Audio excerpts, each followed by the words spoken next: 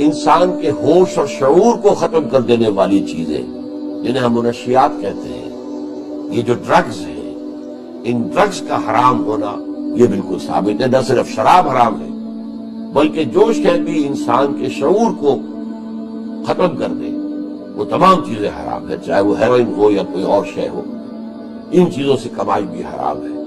بسم اللہ الرحمن الرحیم۔ السلام علیکم ناظرین، آج ہم آپ کے سامنے کراچی میں پیش آنے والے ایک افسوسناک واقعے کی مکمل تفصیلات پیش کریں گے جو مصطفیٰ عامر قتل کیس کے نام سے مشہور ہوا ہے۔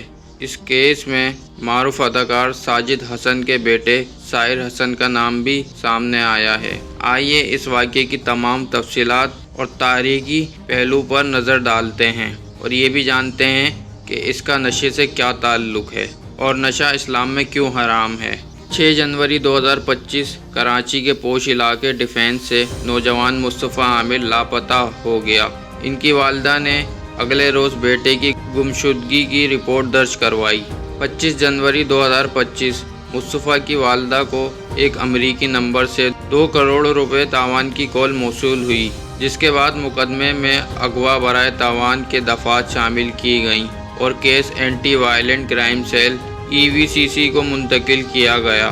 9 فروری 2025 EVCC نے ڈیفینس میں واقع ملزم ارمغان قریشی کی رہائش گاہ پر چھاپہ مارا۔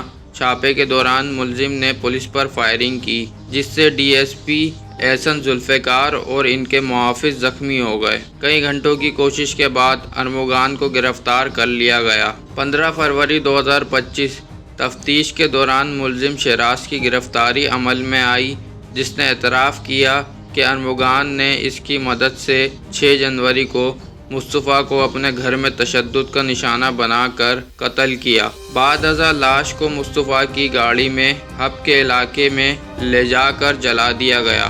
حب پولیس نے پہلے ہی لاش برآمد کر کے رفائی ادارے کے حوالے کر دی تھی، جسے امانتاً دفن کیا گیا تھا۔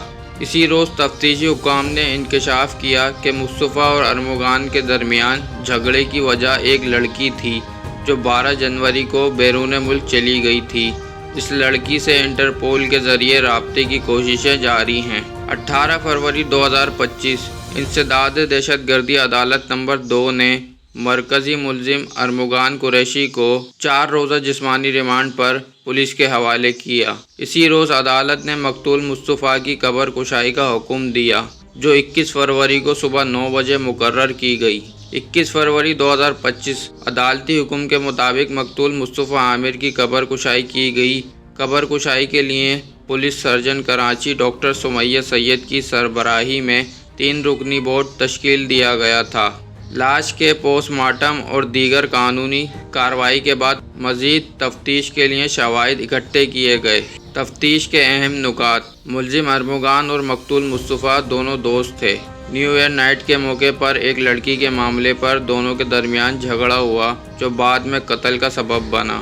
ملزم شیراز، جو ارمغان کے ساتھ کام کرتا تھا، اس نے قتل اور لاش چھپانے میں مدد کی۔ مصطفیٰ کی لاش حب کے علاقے سے برآمد ہوئی، جہاں اسے جلا دیا گیا تھا۔ تحقیقات کے دوران معروف اداکار ساجد حسن کے بیٹے ساحر حسن کا نام بھی سامنے آیا۔ پولیس نے ساحر حسن کو منشیات فروشی کے الزام میں گرفتار کیا۔ گرفتاری کے وقت ان کے قبضے سے 50 لاکھ روپے مالیت کی غیر ملکی منشیات برآمد ہوئی۔ تفتیش کے دوران ساحر حسن نے اعتراف کیا کہ وہ گزشتہ 2 سال سے منشیات فروشی میں ملوث تھا اور بازل اور یایا نامی افراد سے منشیات حاصل کر کے پوش علاقوں میں فروخت کرتا تھا۔ اس نے یہ بھی بتایا کہ وہ ارمغان کو بھی منشیات فراہم کرتا تھا۔ ناظرین کرام، آپ دیکھ سکتے ہیں کہ نشہ ہمارے معاشرے کو کس قدر کھا رہا ہے۔ عدالتی کارروائی: سینٹرل جیل جوڈیشل کمپلیکس میں جوڈیشل مجسٹریٹ کے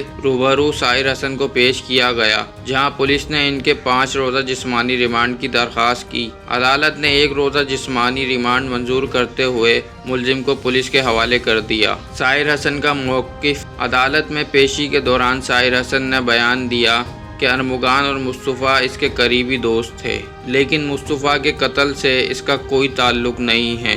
پولیس نے اسے گھر سے حراست میں لیا اور بعد میں منشیات برآمدگی کا دعویٰ کیا۔ سائر حسن نے یہ بھی کہا کہ اس نے کبھی بھی ارمغان یا مصطفیٰ کو منشیات فروخت نہیں کی اور نہ ہی خود استعمال کی ہے۔ اسلام میں نشہ آور چیزوں کو سختی سے منع کیا گیا ہے کیونکہ یہ انسان کی عقل کو متاثر کرتی ہیں اور روحانی اور جسمانی نقصان کا باعث بنتی ہیں۔ قرآن و حدیث میں واضح طور پر نشہ آور اشیاء کو حرام قرار دیا گیا ہے۔ شیطان اور نشے کا تعلق۔ شیطان ہمیشہ انسان کو گمراہ کرنے کی کوشش کرتا ہے اور نشہ ایسی چیز ہے جس سے انسان کی عقل مفلوج ہو جاتی ہے۔ اللہ تعالیٰ نے قرآن میں فرمایا، شیطان انسان کو نشہ آور چیزوں اور جوئے کے ذریعے بہکاتا ہے تاکہ وہ اللہ کی یاد اور نماز سے دور ہو جائے اور برائی میں مبتلا ہو جائے۔ قرآن مجید میں نشے کی ممانعت۔ اللہ تعالیٰ نے قرآن مجید میں فرمایا، سورۃ المائدہ کی ایک آیت کا ترجمہ ہے، اے ایمان والو، شراب، جوا، بت اور پاسے یعنی کہ یہ سب ناپاک چیزیں ہیں، شیطان کے کاموں میں سے ہیں، سو ان سے بچو تاکہ تم فلاح پا جاؤ۔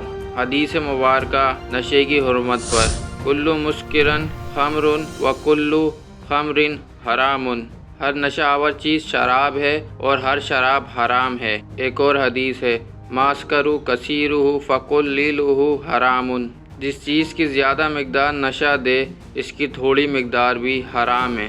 ابن ماجہ، ابن داؤد۔ نشہ حرام کیوں ہے؟ عقل و شعور کا زوال۔ نشہ عقل کو مفلوج کر دیتا ہے جس سے انسان صحیح اور غلط میں فرق نہیں کر سکتا۔ نماز سے دوری۔ نشے کی حالت میں انسان اللہ کی عبادت سے غافل ہو جاتا ہے۔ معاشرتی بگاڑ۔ نشہ معاشرتی فساد اور جرائم کا سبب بنتا ہے۔ صحت کو نقصان۔ نشہ انسان کی جسمانی اور ذہنی صحت کو برباد کر دیتا ہے۔ اسلام میں نشہ آور چیزوں کو سختی سے حرام قرار دیا گیا ہے کیونکہ یہ انسان کو اخلاقی، معاشرتی اور دینی طور پر تباہ کر دیتی ہیں۔ ہمیں چاہیے کہ ہم نشے سے مکمل اجتناب کریں اور دوسروں کو بھی اس سے بچنے کی تلقین کریں، ورنہ آئے دن مصطفیٰ عامر اور ارمغان قریشی جیسے واقعات ہوتے رہیں گے۔ ہمیں نشے پر سختی سے کام کرنا ہوگا۔ ناظرین کرام، یہ ویڈیو میں نے بہت محنت سے بنائی ہے۔ اگر آپ کو ہماری ویڈیو پسند آتی ہے تو پلیز ہماری اس ویڈیو کو لائک، شیئر اور سبسکرائب ضرور کر دیے گا۔ ہم آپ کے شکر گزار رہیں گے۔